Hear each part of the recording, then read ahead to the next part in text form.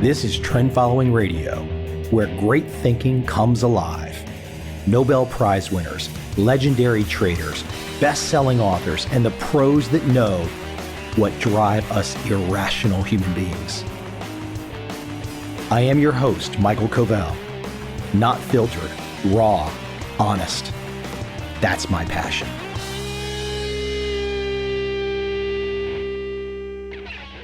My guest today is Richard Sheridan. He is the author of what many people consider this kind of cultural cult classic called Joy, Inc. It's about a software company that he started in Ann Arbor, Michigan, got all kinds of success, but he embraced something that he calls kind of a joyful culture, human-centered values. What does this mean, right? Is this just happy talk? Or is there something concrete that we can wrap our arms around? Now, with his newest book, Chief Joy Officer, Richard talks about bringing joy to the workplace from a leadership perspective. He brings the good stuff that we all know, or that we should all already know, but he puts it out there in a way where you just pause and you say, hey, why am I not doing it that way? Why am I living my life stuck in some cube, getting fatter and fatter every damn day, not happy? How can we all do it differently? And how can we learn from Richard and what he figured out to do differently? Now, look, I'm not trying to say I've got it all figured out, but I definitely relate to what Richard has put together, what he has figured out. Little bits of it I've incorporated in my life already. But I know plenty of people, friends and family, that would go through Richard's work and just go to themselves, I can't do this. I must not do this. I'm a slave to the grind. No, you don't have to be. And as we roll into 2019, I think this optimistic message from Richard Sheridan, it's one we should all embrace. And I hope you enjoy this conversation.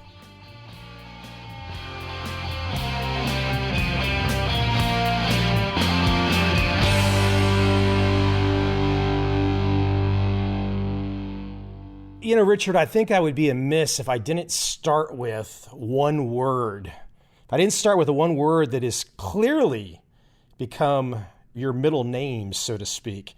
If I did not start with the word joy, it's a really great word. It's one of those words when you see somebody brand their world with the word joy, you have to have that instant, at least if somebody's aware, you have to have that instant sense of like, oh, God, I wish I did that. I wish I used that word too, because you don't ever hear the word joy and think something negative. You can't help but not elevate your mood at that moment.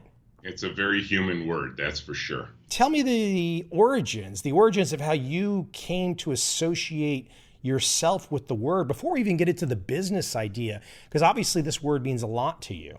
Yes, it does.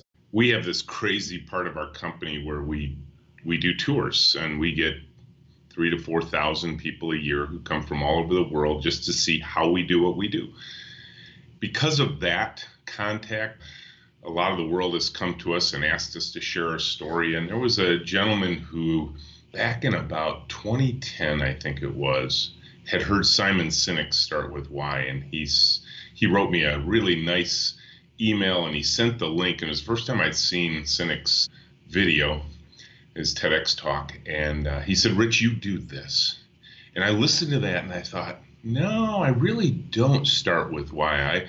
I talk about the fact that we've got this software development firm and that's what we do for a living, and here's how we do stuff, but I almost never actually got right down and dirty with the why. And Sinek's message was so convicting to me, and we'd already been in business about 9 years at that point.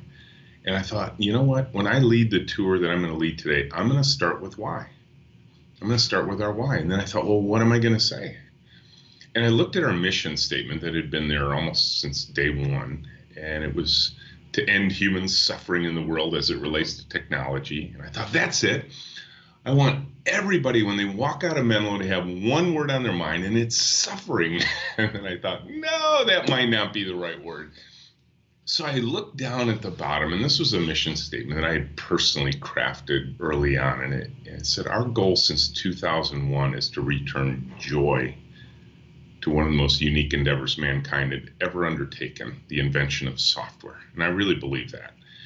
And I thought, there it is, right there. It'd been waiting like a gift for me all these years, but I'd never started around the word joy. So this group comes in. I said, welcome to Menlo. I said, you've come to a place that has very intentionally created a culture focused on the business value of joy. And they looked at me funny. They're like, what are you talking about? And I said, pretend you were bringing a project here and imagine that half of my team, for some odd reason, had joy and the other half didn't. Which half would you want working on your project? And they said, well, we'd want the joyful half, of course. And I said, why? What difference would it make? Why would you care? And so, well, they'd be more engaged. They'd care more about the outcome. They'd produce higher quality. They'd be easier to work with. And I said, okay, so you're with me. There is, in fact, tangible business value to joy. Now, I'm going to take you on a tour. I'm going to show you how we do what we do. And I can draw a short, straight line back to joy.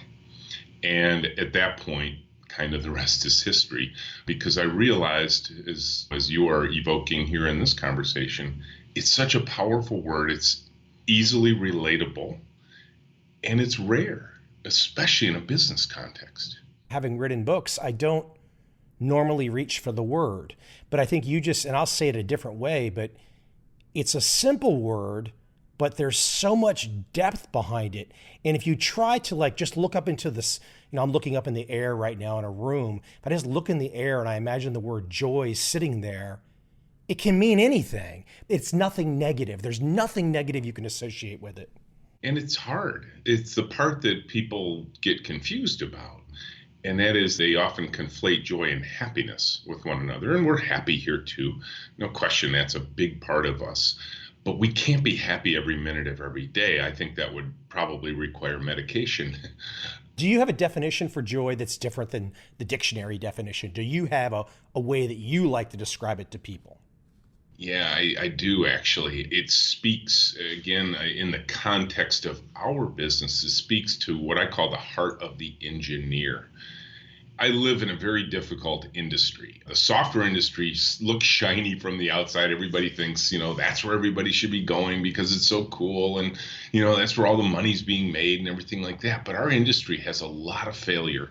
Tremendous amount of failure, tremendous amount of heartburn and heartache and busted relationships and burned out lives because we often don't achieve our elusive goals that we had originally set out to when we were still awake and shiny-eyed before we dropped into our trough of disillusionment during the course of the projects.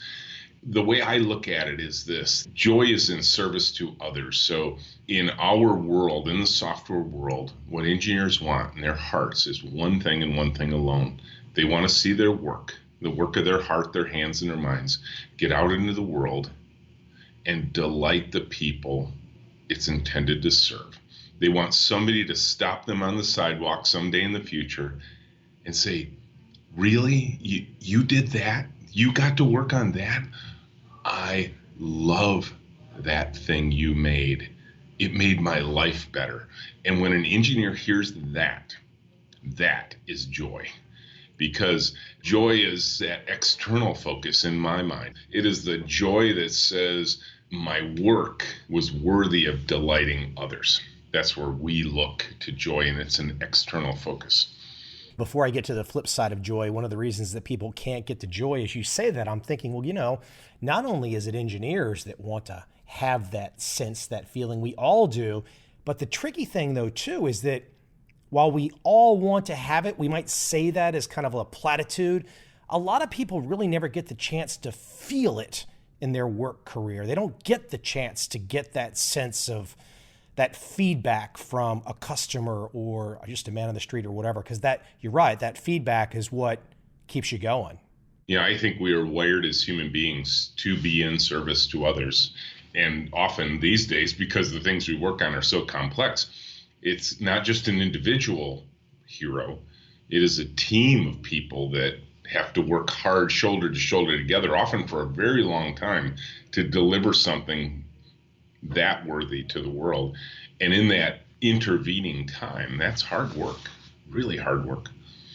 Let's talk about the other side of joy, though, because to get to that joy, so many people never get there because they have another simple word that you can look out up in the sky and say, oh, I know what that word means too, which is fear.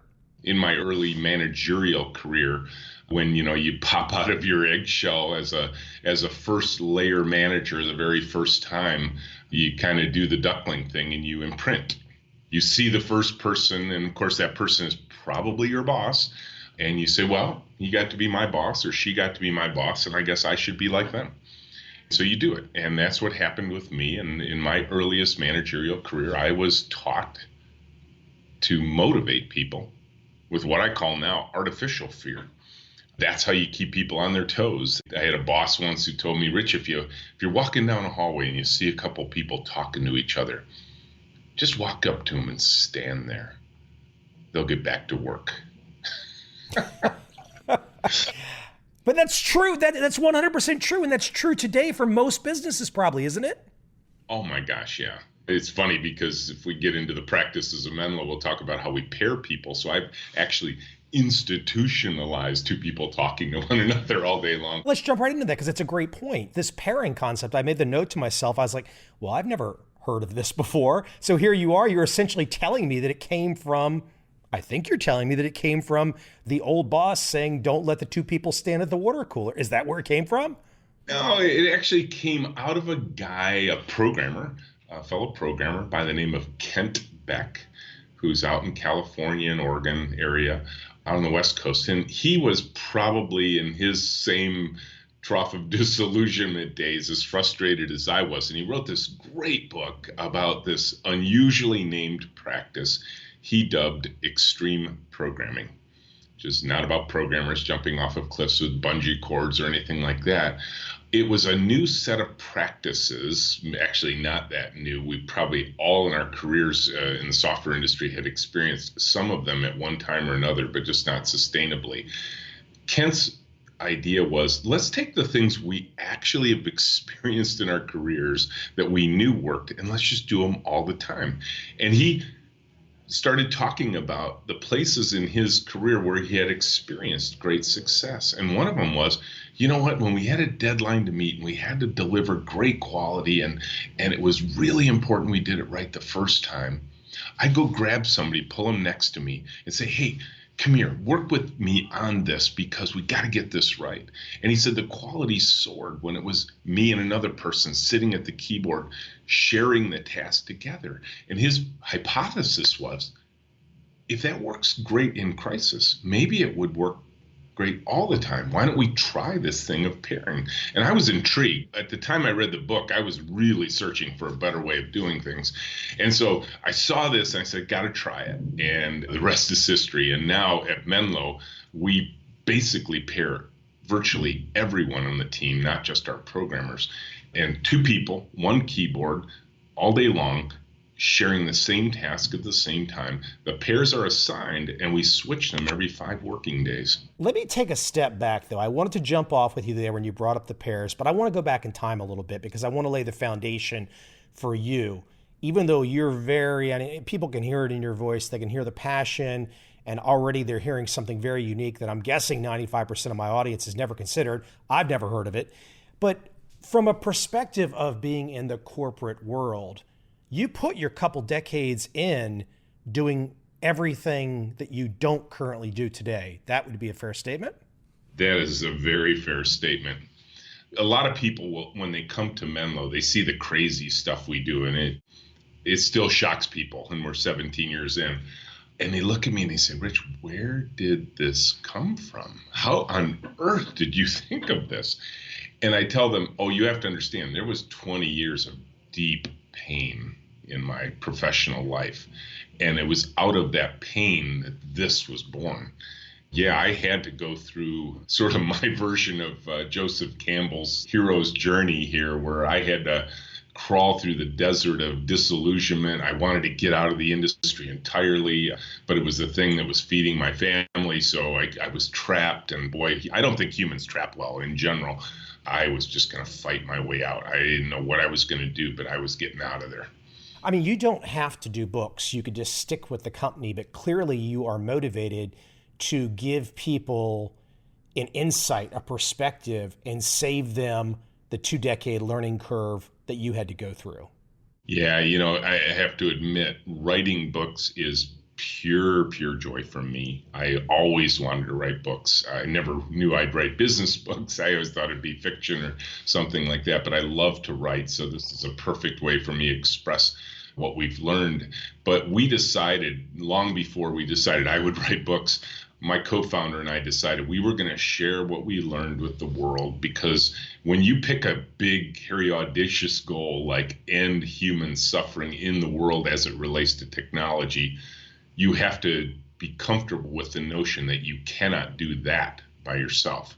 And so while we will continue to do everything we can in our projects and our practices to delight the people we serve directly with the work we do, we wanted to share what we learned with the world because we wanted the world to experience what we were experiencing. To paraphrase a little bit from you, if somebody's going down the path of spending that 5, 10, 15, 20, 30 years in this kind of corporate despair, this world that they're just dreading every day, taking the shower, to get in the car, to go to wherever they are going, to do whatever they're doing, but they are not anywhere close to joy, I think I've seen you make the case that they're just throwing their life away. I'm not saying that to be harsh or whatnot, but I think there's a lot of truth to that, isn't it? I mean, we only get one of these lives, and if we go through that life every day doing something that we don't enjoy or doing it with people that we don't enjoy and we're not happy about it, and we can't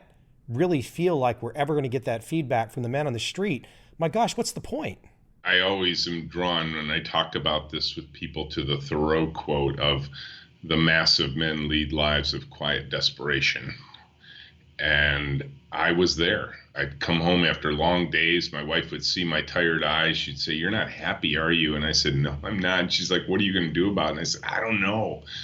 And it was torturous for me because I was in a profession I dearly loved. I was good at it. I was schooled in it. I knew it was a big industry. And I thought, this is art. Software engineering is artistry. It is creativity at its best. It's imagination, it's invention, it's innovation. And I wanted all of those things. It's why I named my company after the Menlo Park, New Jersey lab of Thomas Edison, because I saw the same thing in the books I read about the team he created back in those days. And I thought, I want that. And I wasn't getting it. I hearkened back to the Sheridan family name, which is an Irish name, and Irish families often have coats of arms and they have little Latin phrases, and ours was, the translation was, "the stag at bay becomes a lion." And I asked my dad, I said, "What on earth does that mean?" And he said, "Rich, a cornered rat fights." The idea of a stag at bay is like if you back a deer into a corner, watch out because it's going to come out fighting. And I think that's where I was. I came out fighting, and I started fighting by reading books and authors and challenging ideas and all that kind of stuff. And then I finally got the picture of where I actually wanted to go from Kent Beck's book and a video that Nightline had done on IDEO, the industrial design firm in Palo Alto, and suddenly all became clear to me, and that was 1999, and I've never looked back since. I think I have those IDEO cards. Awesome. Yep.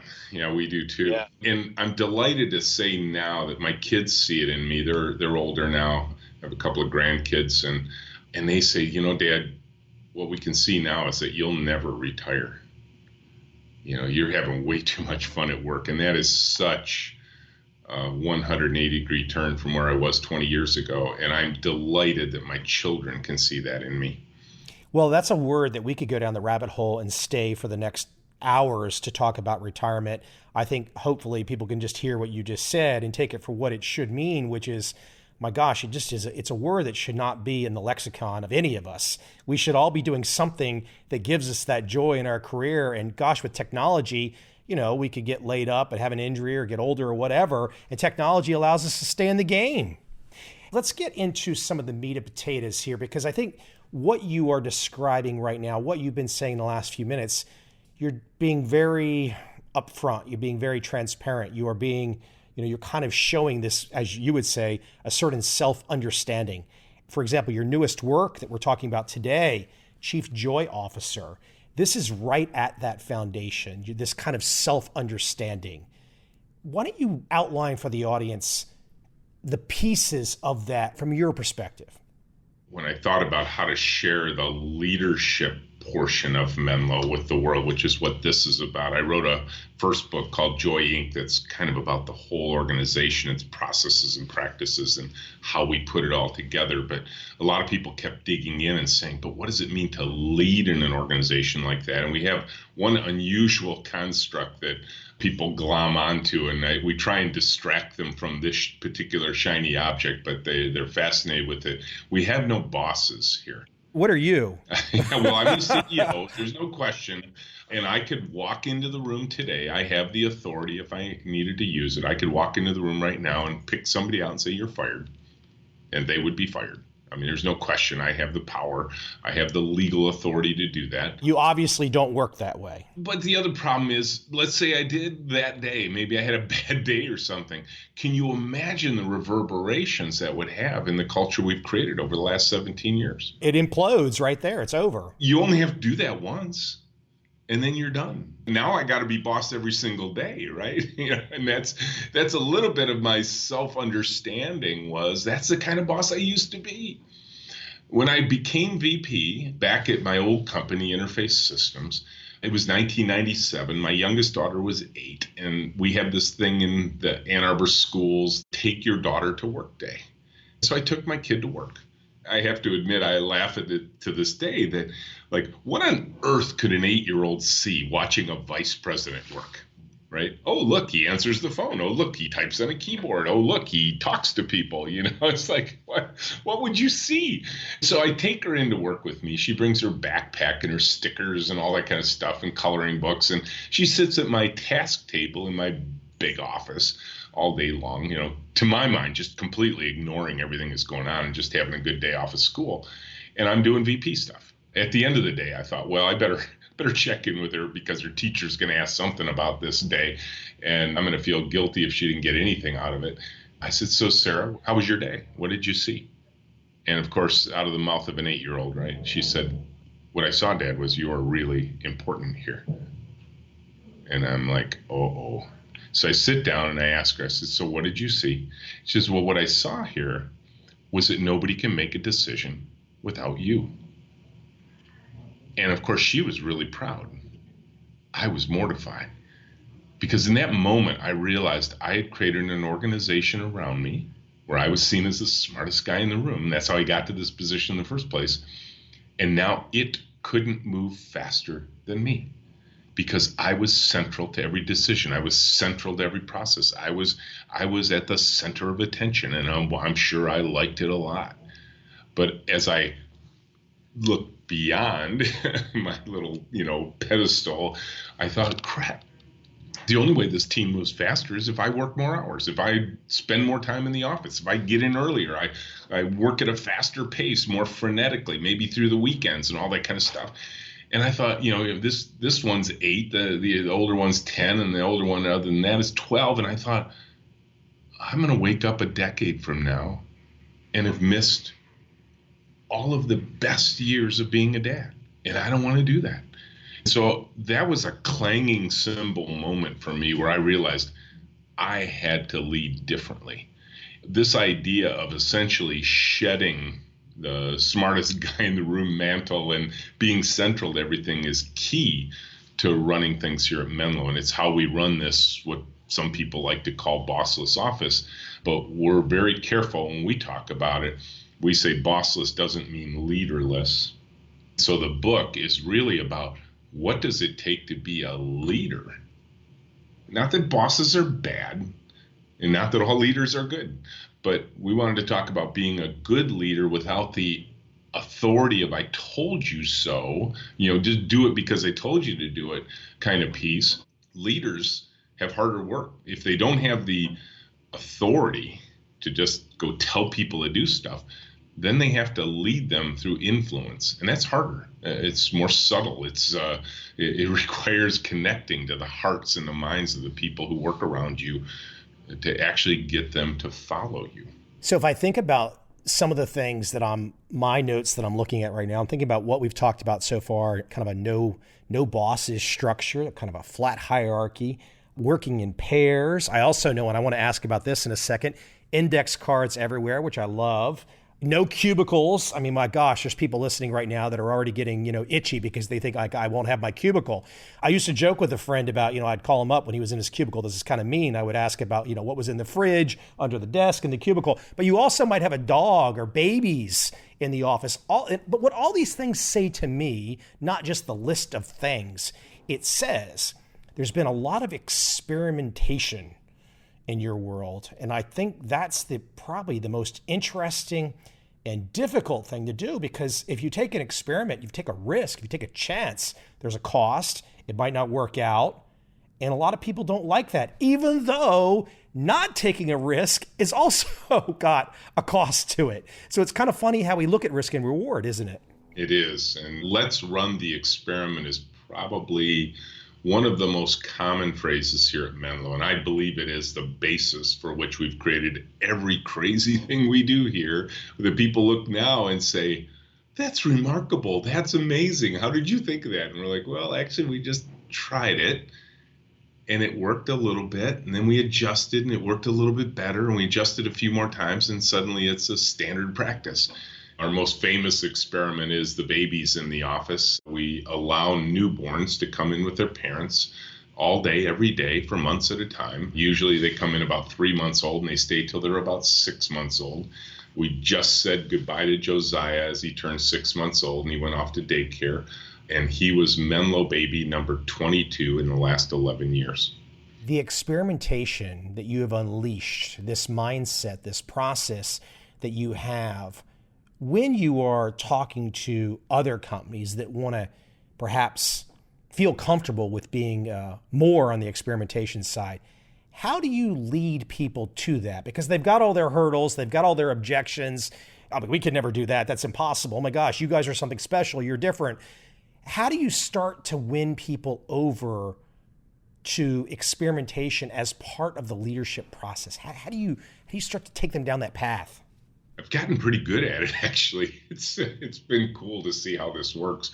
I suppose it's easy to so speak from both the heart and from the experience we've had, but I pick them up right where I know they are. I'm often invited into corporations. I'm going to be with one of the big public utilities this afternoon with their entire leadership team, and I'll deliver this message to them as well.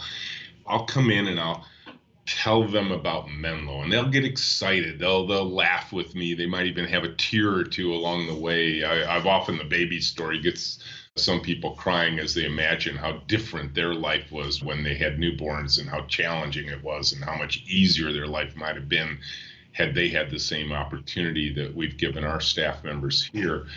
I get to the end and I give them one exhortation, and it's simply this. I said, guys, look, I know what's going to happen here. You've been here an hour with me.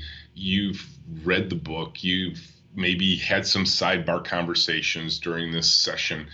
And then you're going to go back to the office where people who haven't heard what you've heard are going to wonder why you're so excited. And you come in with a new idea, some new thing you want to try. And you look them in the eye and say, I've got this great new idea.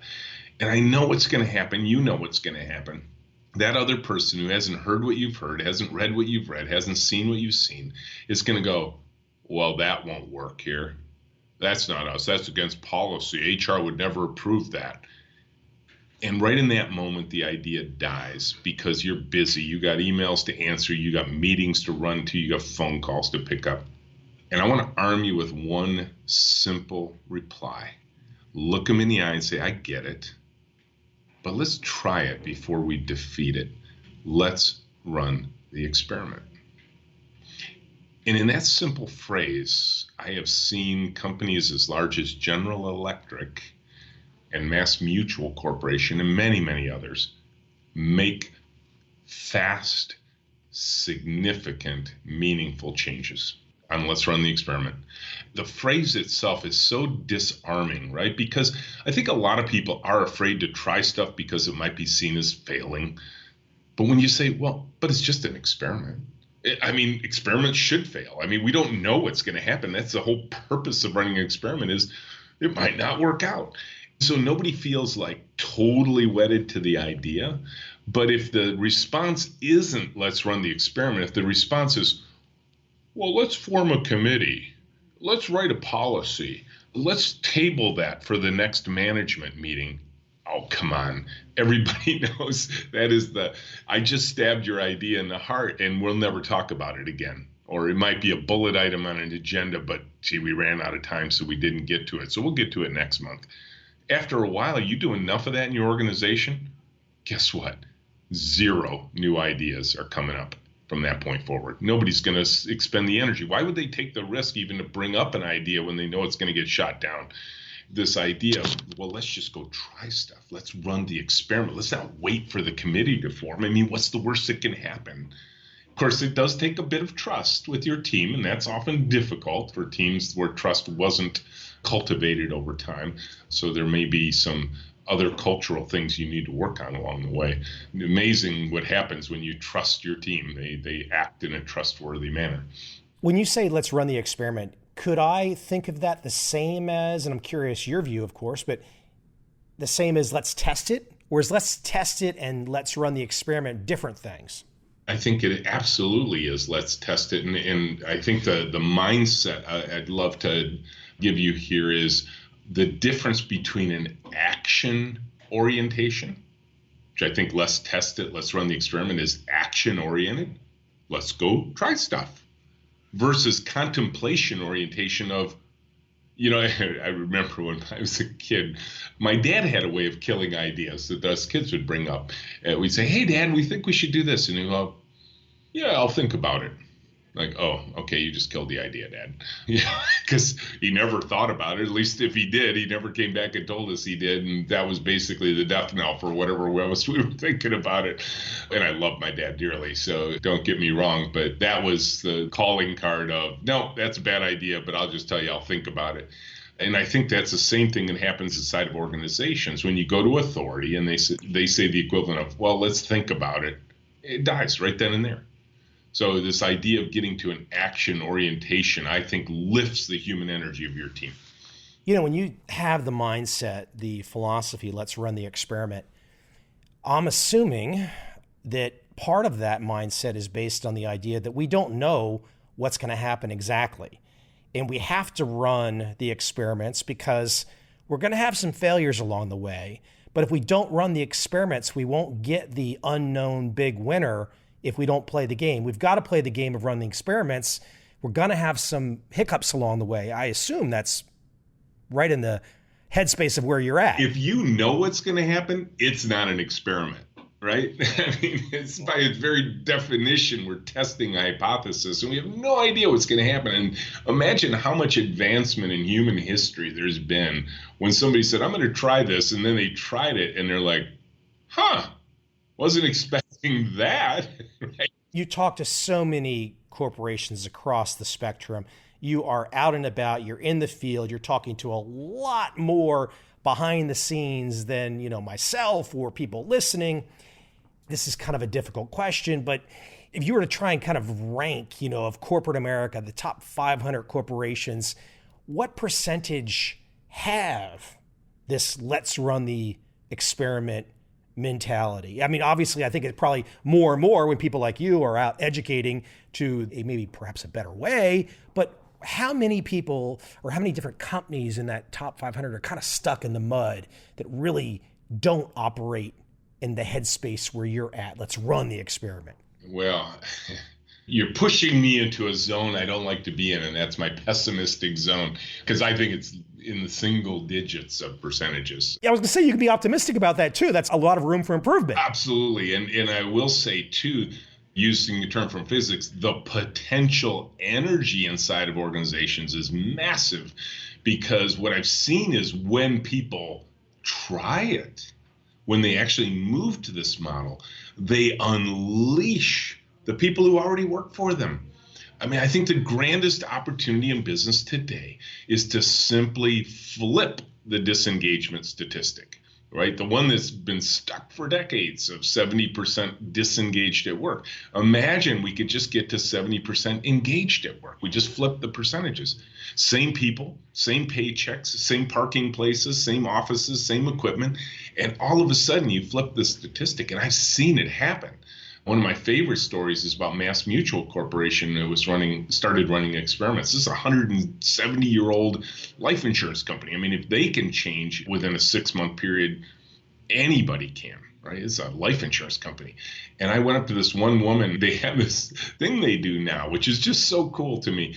In the claims department, when they're running experiments, anybody who's running an experiment tapes a helium balloon to their desk. And the helium balloon is there to say two things. One is, hey, I'm running an experiment.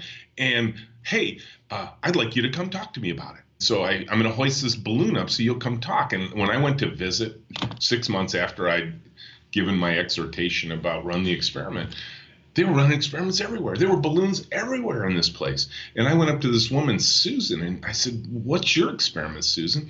And she said, well, I'm in charge of quality for claims processing, and we have an ABC process we use. And she said, I noticed that step B is pretty difficult. Takes a lot of time. But if we get to step C and we find an error, we got to go redo all of step B. And she said, so I just switched the order in which we do things. Now we do A and then C and then B, because if we catch the error at B, or C, now the second step, she said, we can save a lot of time. And now she's describing this to me, and she is just like beaming. And I'm like, wow, Susan, how long have you worked here? And she said, 19 years. I said, have you always had this much energy coming into work? She looks at me and she says, no. I hated my job. I said, really? She goes, yeah, I hated coming to work. I said, why? Well, she says, well, whenever I had a good idea in the past, it'd have to go up 5 levels, over, down 5 levels. Every idea I ever had died in the vine. After a while, you just stop having ideas and you realize, no, that's just the way it's going to be here. And you come in and you do your job and you go home. And she says, and I hated it. Now I get to run experiments. Now I get control of my life. She says, I love my job. Can you imagine that?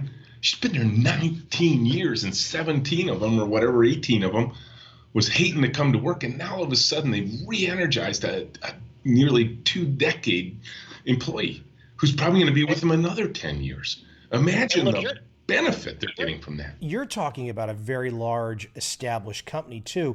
As I listen to you, though, I always keep my internal personal entrepreneur hat on too. Lean and mean, and everything you're saying, though, the topics that we're going down, the paths that we're going down, this is not just applicable to some large organization, large operation. This is the kind of mentality that I think one has to have no matter what they do, no matter who they work with, large or small. Ultimately, back to the beginning, the purpose. What's the reason we're doing this? We have one life. We have to play it forward. How is it going to shake out? And do we want to spend decades going down the wrong path? I'm holding the book in my hands right now, Chief Joy Officer. Nice looking book, forward by Tom Peters, which is pretty cool stuff. And considering he says especially nice stuff about the book. But I want to go to something here, the subtitle. So the subtitle, How Great Leaders Elevate Human Energy and Eliminate Fear. Things we talked about already. But I've got a little note here, and I mentioned this early in our conversation, index cards. So here I'm looking at the book, I'm seeing how great leaders elevate human energy and eliminate fear, but I'm also looking at index cards. Now I know there's not a one-to-one connection necessarily, and we can't cover everything in the book in this conversation, but I want to talk about index cards because I know there's a story with index cards and I want to know the story. I want to know everything about index cards that has to do with Menlo. Yeah, we plan with paper. I mean, it's crazy, right? We're a software company. We plan with physical artifacts, little folded pieces of paper that are the size of index cards. We write down what we're going to do. We estimate how much it's going to take in hours to do it. We fold the card to the size of the estimate, so an 8-hour card looks half as big as a 16-hour card, and a 4-hour card looks half as big as an 8-hour card, and so on. And then we plan against a budget, which is another piece of paper with a box on it. And you have to pick up these little folded pieces of paper and put them in the box.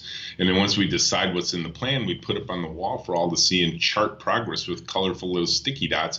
And people look at this, and of course, we're a software company. There should be apps that can solve all of this need for paper. We look like Minority Report, right? With our waving our But we're gonna talk about this in a second because there's a reason why you're doing the paper. Yeah, absolutely. And it's because we fundamentally believe humans are visual, tactile creatures.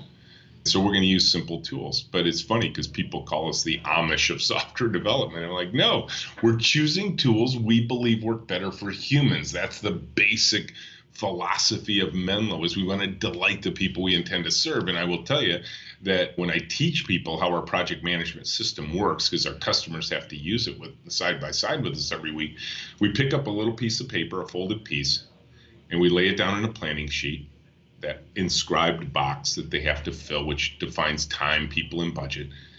And I'm like, that's the add function. Oh, by the way, if you want to delete, pick it up, put it back on the table. That's the delete function. I said, you've now learned our project management system. And of course, they're stunned with the simplicity. They're stunned with the visual, tactile nature of things.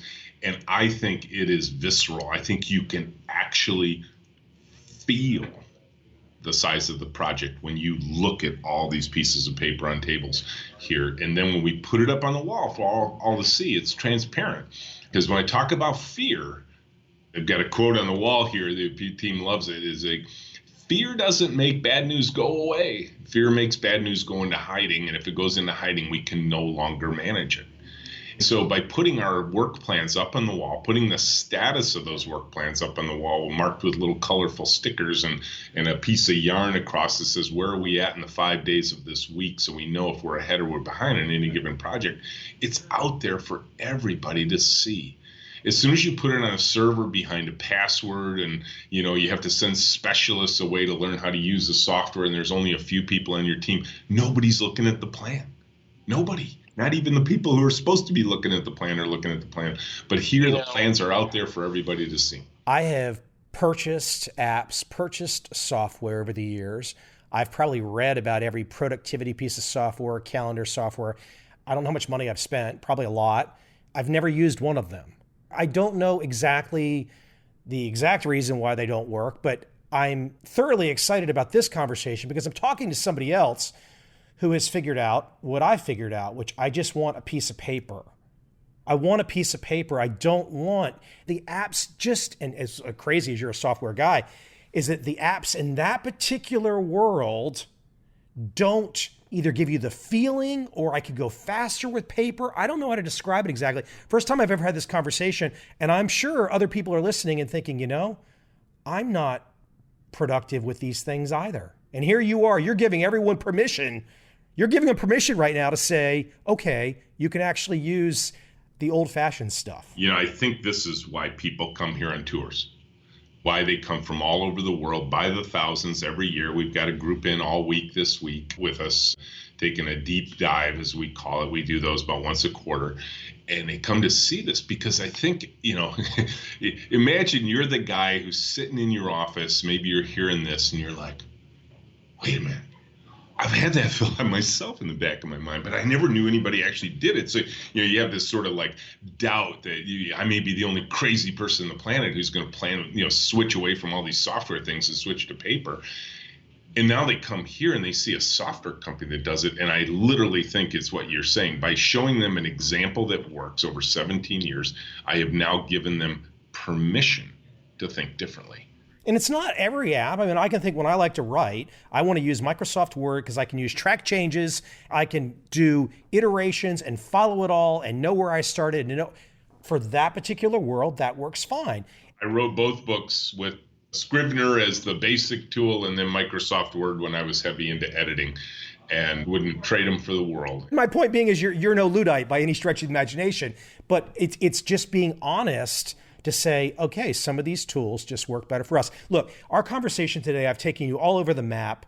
We can only touch on so many things. The book is Chief Joy Officer. Everybody should check it out. But I think what I really wanted to do, and I think I've hopefully done that in 50, 60 minutes, is to let you get some of your personality across, because ultimately, as we kind of wind down here, it is about this permission. It's the permission to think different. It's the permission to try something. It's the permission to do something different. Back to joy and fear. So many people are just petrified of their shadow, petrified of upsetting that shadow. And, Sometimes you just need somebody to tap them on the shoulder and say, oh, hey, it's okay. You can actually go this way. We go this way. And I think you're doing that. It breaks my heart to think of how many people like me in the old days are leading those lives of quiet desperation at work. And they may spend their entire careers there. And that's just sad because it doesn't have to be that way. It's not expensive, as we've talked about. In fact, it's the opposite of expensive. You actually generate more revenue, more profits, and so on, because this isn't a zero-sum game here. Joy isn't something you have to buy. It is just simply a tool of humanity that you can employ, and once employed, drives you to what I call heights and distances that were previously unimaginable. So I'm delighted that we got a chance to share all this today. A side tangent, we really can't go down the path right now, but unfortunately, a lot of these mentalities that people bring to the workplace, to bring to their career, it starts at the high school level. It starts at the college level. I think this is one of these kinds of books, this kind of insights that you have. I wish we could, as a country, as a world, as other countries, could start people much younger with this mindset so they don't wake up at 22 when they hit the so-called real world and then have to learn that, oh my gosh, everything they've told me about how the real world works is not exactly how it works. Let me speak to that just a little bit, because that's probably the part of Menlo I'm so excited about. Is of all these tours we have, about the third largest group in number who come here to visit are educators who will leave pleading with me. Please, they say, please tell the world that this thing you've created is what school should look like. And there's a group here this week from a high school in Kansas City, just outside Kansas City, Kansas. And they are employing Menlo-like practices. I've gotten to know them. They invited me in to speak. I actually open like school convocations every fall now because people want me to come in and inspire their teachers. So all I can tell you is that it's happening. Menlo isn't ubiquitous in the way we think in the business world, and certainly not in the education world, but it's not non-existent. It's there. It's happening. People are getting it. They're understanding that we don't need good test takers anymore. What we need are good learners. We need good problem solvers. Well, you're turning it back on me to remind me to put my pessimism to the side and keep the optimistic side going as well. The book, Chief Joy Officer. Richard, where can we send people? Where would you like people to go beyond just showing up at your doorstep demanding a tour tomorrow? Well, they can certainly do that. We love it when people come to visit. The book is available wherever books are sold. Go to your favorite book buying website and it'll be there. If you need a lot of them, we recommend 800 CEO Read. They've got great bulk book buying. It's available in audio, which is fun because that's coming out the same day. But even more fun, I got to read this one. So you'll hear my voice on the audiobook, and Tom Peters read the foreword. There you go. Good stuff. Yeah. Hey, I appreciate you coming on today, Richard. Thank you for your time. Thank you. It's such a delight to start my day with you.